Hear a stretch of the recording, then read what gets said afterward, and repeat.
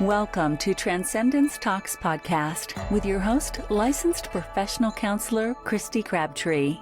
Join us as we build the bridge between psychology and spirituality and discuss psychology for the soul.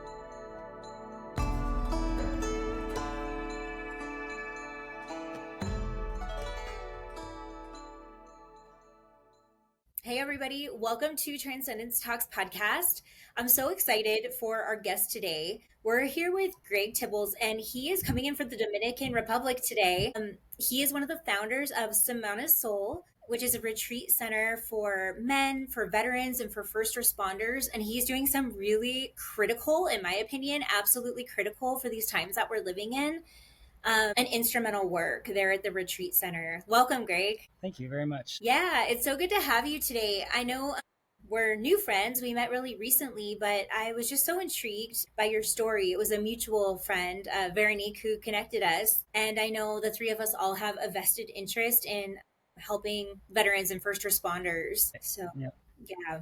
So I'd love for you to share with our audience. I mean, you have such a cool story about why you have this special interest in helping the population that you do. It's a very personal one for you. You know, when you work with veterans and you work with first responders, they've been through a lot of trauma, and it's a calling, you know, to work with people who are serving on the front lines. I'd love for you just to share your story about how you arrived at this place where you're doing this work. Okay, absolutely. So my story really kind of started back in 2004 when I joined the Army. I joined the Army in the middle of the war. The war in Iraq had just started. So after boot camp, I think I was with my unit 9 months before they shipped us off to war. Right into combat. I was a scout. During that, it was 2 tours, but I was there 13 months. I lost 10 friends. And after I came back home, I had lost another 8 friends to their own demons. Some to suicide, some to addictions, and their body kind of falling apart because of those addictions. And with each loss, I just kept falling deeper and deeper into this depressive hole. So I was spending a lot of time in talk therapy at the VA. I even had to spend, at one point, 3 months in an in-house VA facility because I was just in a bad spot. They kept telling me, you know, this is the worst it's going to get. I saw combat as the worst life has to offer you. And they convinced me that was true. So I thought I had gotten better. A year and a half later, my 15-year-old son took his own life. And I quickly realized that wasn't true. And at that point, I was in the worst place that I had ever been. I stopped leaving my house because I know now that things can always get worse. Stopped leaving my house. I didn't even want to get out of bed. Fast forward 4 years later, my wife was like, hey, you know, if you want to lose your family, you're going to have to figure this out, get out of bed. We can't be here hanging on like this. So we decided to move to the Dominican Republic. And when we moved here, it was beautiful. Life was a lot slower. I mean, we didn't have the demands that we do in the States, the time demands on everything. So just kind of, we went where we wanted, when we wanted, and how we wanted. I met this really good guy. His name is Ben. He's my business partner now. Our daughters go to school together. And he has this beautiful space. It's an eco lodge, a Dominican treehouse village. So it's in the middle of the jungle. I was over there all the time. I was outside. I was in the sun. I was learning what it was like to be open and free again. So we got talking. I told him about my story, you know, combat, losing my son. And he introduced me to Bufo. It's 5-MeO-DMT. The psychedelic is actually one of the strongest psychedelics. And I was at a point in my life where I was like, what do I have to lose? So I did a little bit of research on it, and I saw that it's never hurt anybody. So why not? So can you tell us a little bit about Bufo? You know, I know it's a strong psychedelic. It's a 5-MeO-DMT, but how is it sourced? And can you tell me a little bit about like the medicinal value in it for people? Okay, so 5-MeO-DMT or Bufo, it comes from the frog poison, actually kind of in your neck of the woods. It's in Arizona and Mexico. And it's a poison that they secrete. Toad, right? Right, exactly. Yeah. I'm here in the Sonoran desert as we speak. Oh, okay. I knew you were in Arizona, but I wasn't sure exactly where. So yeah, the Sonora toad. And they secrete it out their skin, and so it's taken from there. And the way that I did it, and the way that I feel personally is best for veterans and people who have been through like really, really soul-wrenching trauma, is through a pen system. And what they do is they use the secretion from the frog, and they create a yeast. And the yeast reproduces itself. So it's not synthetic, but it's more natural. It's kind of like a blend between a synthetic and a straight from the frog. Gotcha. And the pen system that I use, there's 6 different pens. 6 is the most potent. It's like the full source, like you're getting it straight from the frog. And then each pen down is a half-life. So you have 1, 2, 1, 4, 1, 8, 1, 16. So when you start low, it's like climbing a staircase. You're getting used to it. You don't really feel it at first. And you get into it a little deeper and deeper until you're there. And it's very welcoming to anybody who hasn't done a psychedelic before. It was so beautiful. My heart, it just expanded. Like, in so many places. I didn't like people. I didn't want to go outside and talk to people. But now I just want to give everybody a hug that I see. Oh. Yeah, it really is. It's a beautiful medicine. It really is. And it changed my life completely. My wife actually even tells me that I drive differently now than I did before the Bufo. Really? So that's how life-changing it can be. That's incredible. And I know when anybody suffers trauma, but especially men, it's stored in the body. And I don't know if this is true for you. I know in my own trauma, it was true for me, but my body felt like an unsafe place to be. Like, I didn't like to be present in my body, so I'd force myself to be in my mind, which felt a lot safer, but it built walls around my heart, you know? Yeah. I like how you said that. That's perfect, yeah. And I find the same thing in my own personal healing journey, that for me, psychedelics, especially the DMT-based ones, really have given me a pathway to feel safe in my heart, safe in my body again, which for me is like the mechanism that's so completely transformative, because when you have a lot of trauma, it's like there's a lot to lose. And when you lose your sense of safety in the world, which it sounds like, my gosh, like you've literally lost so many loved ones. Mm-hmm. Of course, the world didn't feel like a safe place. Of course, your body didn't feel like a safe place. And I never get tired of hearing these stories, because for me, these medicines are a catalyst to soul retrieval. Exactly. So, and I love how you described it being like a staircase, because so often I know Bufo can be an overwhelming experience for people, because you hear about these blast off experiences with people, you know, like you see it on TV, they're like on the ground and they're shaking and it's really intense. But I love that you put it in, it sounds like a vape pen where you can kind of slowly build the dose. And because it could be re-traumatizing when we don't have safety in our body to like learn this process of surrender that psychedelics elicit. So it sounds like you're helping men or people really slowly and safely learn how to surrender to this process. Yep, that's exactly what we do. Okay, gotcha. Beautiful. That's so beautiful. And so, like, I want to maybe take a step backwards. I mean, as a mom, you know, losing a child is something I really can't wrap my head around, the gravity of that kind of pain and what that might have done to even your sense of like spirituality, or what is God, or what is this world. And I'm wondering, what did that do to your perspective and your own spiritual beliefs? And how has that changed over time? How has that evolved? I think it froze. Okay, sorry about that. So I don't want to say my situation is unique, because it's probably not, but I can rewind a little bit.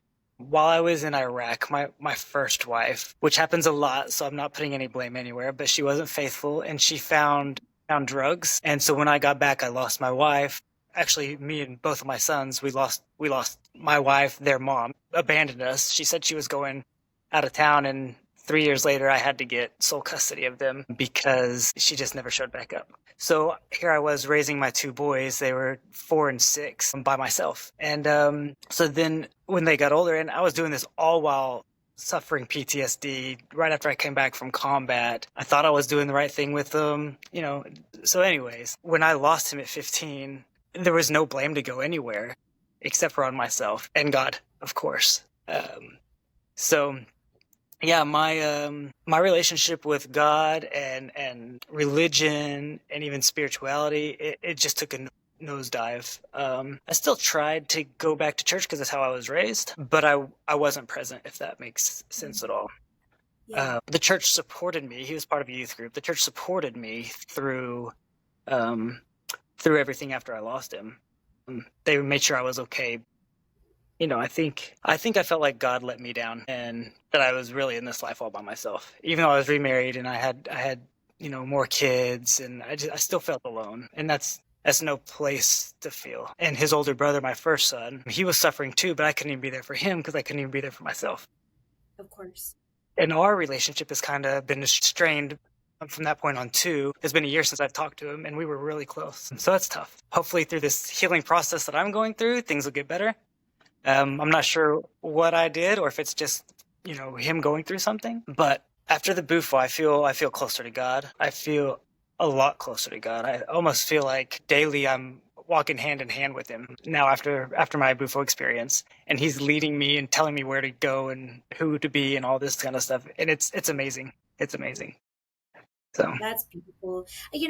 I want to share like a belief that I hold really near and dear to my heart, if that's okay. But yes. What I've noticed is healing leaves a ripple. I firmly believe that when we do the healing work ourselves, it's not just for us. I believe it's for our children and also for our ancestors.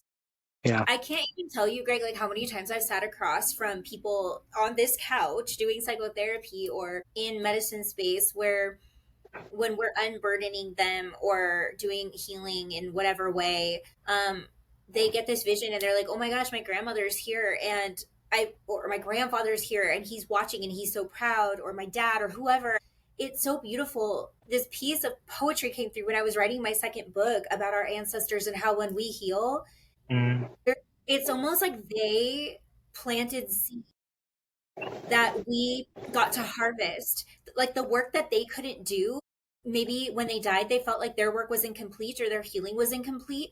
That's an illusion. It never was, because we are their posterity and we came to the planet through them as a portal to complete the work. And it was through their living legacy and through the lessons that they left us that we got to pick up where they left off. We are so deeply connected, is what I found in my own healing work, that we are their completion, just like our children will be, they'll complete whatever we can't on a spiritual level. I love that. Yeah. So I believe that the ripple is bigger than we'll ever know. I pray and hope that, eventually you and your son will have that kind of healing together. I know that just like, our wounds, our trauma, and our addictions get passed down to our children, our healing goes with them too. I like hearing that. I'd never heard that before. Yeah. I saw something one time that said, I've always heard that hurt people, but I never heard that heal people. And I kind of liked that. So that reminded me a lot of what you just said. We can pass our healing as well. That's a nice, simple way to put it, right? I have this long-winded explanation and you're like, here it is in a nutshell. I love that. Yeah. I like it. Yeah, that's awesome. So you do this healing work. It revolutionizes the way that you, it sounds like, see yourself, see God. And how did Samana Soul come about? Like, how did you then go from healing yourself to healing others? Yeah, so I love that question. So after my Bufo experience, I was doing a lot of journaling and writing down and, soul searching. And another friend of mine here, he's a breathwork specialist, and he says, hey, have you ever tried to breathe? And I said, I breathe every day. And he's like, no, like there's a way to breathe to bring more oxygen to your mind and to your body. And I think you could get a lot from it. So I started doing this breath work while I was healing from Bufo. And just all of a sudden, God spoke to me. It was a download. It was something. Basically, through this healing that you're doing, you can heal others. Not only can you heal others, you have to heal others. And here's how you're going to do it.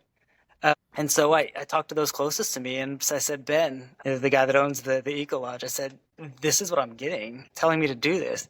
And he says, you can have my place. Like, just freely, like, it's yours, use it. So together we started creating these retreats from just what's around us. In his backyard, he's, I don't know, a quarter of a mile from the beach. And then we were exploring in the beach and we found a cave. So we started exploring in the cave. And we like, this place is amazing. We've got to use this somehow. And there's all sorts of waterfalls around us, some really big ones, 4 really big ones. So when we went to explore the waterfalls, we found this hill on the way to the first one. And it's like this big hill with hardly any trees on it, but all around you are mountains and other hills full of coconut trees and jungles. And on it, you're just in this big open space staring at the beautiful nature and jungles around you. And it felt very, very sacred. Basically, for our retreat, what we've created was what's right here in our backyard. Nature heals, Bufo heals. Why not put the two and two together? So that's what we do. That's so incredible. Yeah. So incredible. I know when we talked a little bit yesterday, we talked about how men heal differently than women, And so I'm kind of hoping you could speak to that a little bit, just about what you notice in working with men and some of the maybe principles or values, that you guys use over there to help men heal. Yeah, of course. So I'm obviously not a female. But I want to tell you kind of how we got to where we're going. Ben used to have yoga retreats and things here at his eco lodge. And the women would come and they'd stretch and they'd do all their healing right here in one place. And so when we first started talking about this, we're like, I can't heal that way. I don't know if it's because I'm a man or if it's because I'm a soldier, and he said he's the same way. So we started just like, well, let's just get out in nature. And we both felt so much better just from being outside, just from our movements. The sunshine heals, the water from the waterfall was healing. So we were like, this is how we do it. So that's what we did.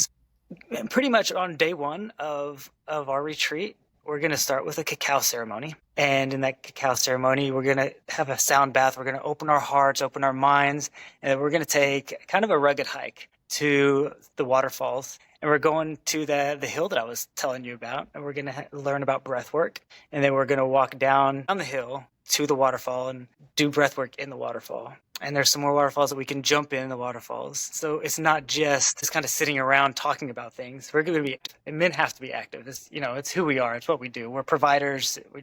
That's who we are. And so we're going to jump. We're going to have fun, jump in these waterfalls, get wet, and just be open with each other, be open for each other, and just help each other.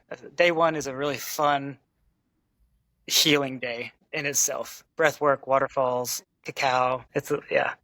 I would say men have to be active to heal. We can't sit around. I totally agree. And I guess like growing up with my mom and a sister, I didn't know that. Like the way I would heal, when I was young is like sitting on the foot of my mom's bed and we'd like have nighttime conversation and I'd sit with her while she put her makeup on and we'd talk about life and boys and spirituality. And then I had 2 sons and I realized after having, boys, I was like, oh, wow. Like when I really get to engage with my boys is when we're walking around the neighborhood with the dogs. It's when we're shooting hoops. It's like when we're at the beach together. And that's when it naturally starts to flow. You're right. It is so different for men. And I'm kind of wondering from your perspective, like, what does it mean for a man to reclaim his wholeness? Ooh, that's a huge question. I don't really know exactly how to answer it because I don't understand his wholeness. But what I would say is, before I came here, I was in bed. I was stagnant. I didn't leave the house. I was wasting away, getting out in nature, seeing what is here for us on Earth, realizing that we're all part of it, and how small we are at the same time as how big we are, if that makes sense. Totally. It's just all of it together, the oneness of everything. It completed me, and I feel like that's what men need. We get in our heads and we think everything's all about us for a while. Why is this happening to me? Why did this happen to me? I can't provide anymore. I can't. You just keep saying I can't.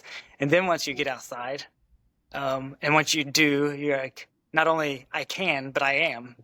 And that's when life starts to feel real again and worth living. Absolutely. Gosh, because it's almost like that doing, that being, that nature. It's like you go from kind of like dissociated and disconnected from self to just like what you described in the Dominican Republic on that island. I mean, it just sounds like you're just as alive as everything around you. It's like the nature around you. Yeah, that's exactly right. Yeah. And there's a giant waterfall here, and it's when you get in the water underneath it and you feel its power, I would say it's at least 50 to 100 feet tall. I mean, it's coming down, and you can swim around it. You can even, it hurts when you let it hit you, but it doesn't hurt too bad not to let it hit you, if that makes sense. Yeah. You feel its power, and all it is just water falling off of a mountain. That's all it is. But it still has so much power, and it almost feels like you can take that power on. Like, now I have the power. All it's doing is falling. I fell, and now I have the power. I love that so much. Like just the wisdom inherent in nature. And it's almost like when we're here in this city, it's like you get so disconnected from the wisdom that's all around us, from I mean, I guess I believe God is inherent in all those things. Like God is that waterfall. God is the rocks that it's falling from, and like sharing his message with us through his infinite creation. It's like when you slow down and you get to be that present with it, like you get to hear again. It's like that hearing is restored. Yes, yes. Couldn't have said it better myself. Beautiful. So I want to go back to the breath work too, because I know Okay. for me, breath work has been, I'd say, equally powerful or more powerful than psychedelics in my own healing journey, because you start Same. to realize the power and the wisdom inherent in you. Yeah. Christ himself said, like in the Gnostic Gospels, in his original language of Aramaic, that we are the small breath connected to the large breath that is God, right? And I found that when you do breath work, that connection becomes very real for Right. me. So did you learn to facilitate breath work, or do you have somebody come in? Like, what's that like for you? Yeah, so we have somebody who comes in. He was actually trained from Bob Frizzell, who has written several books on it. I've read some of his books. Very, very interesting guy. So the guy that comes in, his name is Matt Bell, and he is so good at what he does. Every time I do breath work with him, I feel like God is talking to me. And I don't want to put that on Matt, because I know it's not Matt doing it. He's just leading, showing me what to do. But like when it says our first breath, we said God's name, right? So I do feel like God is speaking to me every single time I do this breath work. He's either giving me a new command or telling me I'm on the right path or letting me know that something needs to change. And, with the journaling aspect that comes after that, it's when it's all revealed to me. Everybody might take it differently. But yeah, it's breath work. Like you said, it is just as important as the medicine itself. Yeah. I find that it's the best integration, at least for me, because I feel like medicine gives you homework assignments. Like, It is. in my opinion, it doesn't do the healing. It's like you do the healing, I do the healing. The medicine shows you where the healing needs to happen. And I feel like breath work is the best integration. It is. You're exactly right. Exactly right. Yeah. So at this retreat, there's people, they're doing the Bufo, they're doing the breath work, they're getting that integration. And we talked yesterday briefly about you don't just work with veterans, you do men's groups too. And I want to highlight that, okay, because I feel like, and I know this is a little taboo, but I want to talk about just the current narrative of our culture. Yeah. I truly feel that men are in this rock and a hard place where when a man is in his masculine, he's called toxic, because so many men are, they've got these walls around their heart. And masculinity is necessary. It is not toxic. Right. So unfortunate that men are labeled that way, and then they're in this like impossible catch-22 where it's like, well, what do? Do I dismiss my masculinity? Do I embrace it? What does that even mean? And I feel like as women were just kind of suppressed or repressed over time, men really kind of repressed their own feminine aspects and fell into this place of rejecting their own femininity, which pushed them really strong into like this overtly masculine or violent or whatever place. And so anyways, I'm just kind of wondering, how do we come into harmony with that, as men, and what does it mean to really, as a man, embody your masculine in a healthy expression? So for me, like you said, it is kind of it's almost taboo for a man to talk about, really. But it feels like we can't be men because we're too toxic. And then when we start trying to lose that toxicity, we're called weak. I don't think a man can be the type of leader and the kind of husband, the kind of father, the kind of leader, the kind of provider he can be without being masculine. Absolutely. We can be a few of those things, of course, right? We can be a provider, but if we're not one with who we were supposed to be, then who are we? We all have feminine and masculine parts of us, but men were born men and women were born women. We need to learn to live in harmony with that. I believe that we don't just have one life, and this is my belief. I may come back a female next time. I may have been a female before. Who knows, right? So the life that I'm living now, I'm a man and I need to be a man. I've got to be who I'm supposed to be. So how do I do that? That's the hard part. Right? And I was born between two generations. I was born in 79, so I'm technically a Gen Xer, but I also grew up with the millennials, right? So here I am in this thing, and I'm getting Gen Xers, the men are who is pointed at as being very toxic, and the millennials are pointed at as being very weak, but neither is really true. We're just kind of fallen into the societal norms that our generation is in. And so I feel like I'm kind of in this unique spot where I can see both, but I don't know where I belong. until I got out here and I had started working on finding out who I really am. And the masculine's coming out. Believe it or not, the feminine's coming out too. I am a better father now to my 3 young children. They're 3, 5, and 7. I'm a better father now to my 3 young children than I was to my older boys. I can't change that. I wish I could, but I am. I'm softer, a lot softer than I was, but I still feel like I'm more masculine as well. I might not be a warrior in Iraq anymore, but I'm still a warrior in my heart, and I'm providing and giving my family now everything that I couldn't before because of the healing hadn't started yet.